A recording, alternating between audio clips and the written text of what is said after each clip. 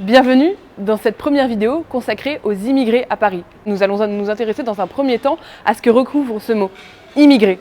Selon la définition du Haut Conseil à l'intégration, un immigré est une personne née étrangère à l'étranger et résidant aujourd'hui en France. Un immigré peut ainsi ne pas être étranger, c'est le cas des personnes résidant en France et naturalisées françaises. Le terme migrant, lui, n'a pas de définition juridique. Selon les Nations Unies, il désigne toute personne qui a résidé dans un pays étranger pendant plus d'une année, quelles que soient les causes, volontaires ou involontaires du mouvement, et quels que soient les moyens, réguliers ou irréguliers, utilisés pour migrer. Le réfugié, lui, est une personne qui a obtenu asile en raison d'une menace dans son pays d'origine.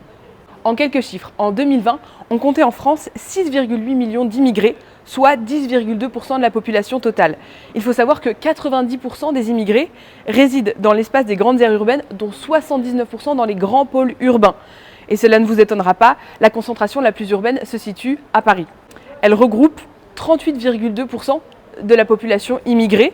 Il faut savoir qu'ils sont à peu près 456 000 à résider en banlieue et à peu près 1,6 million à résider en ville-centre.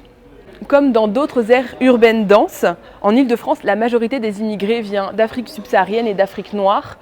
La plupart des personnes immigrées venant d'Europe ou d'Asie étant, elles, plus dispersées sur le territoire national. Les vagues migratoires de la moitié du XXe siècle, en partie liées aux besoins de main-d'œuvre, expliquent pourquoi à Paris, il y a une grande communauté immigrée venant d'Europe du Sud, à savoir d'Italie, du Portugal et de l'Espagne.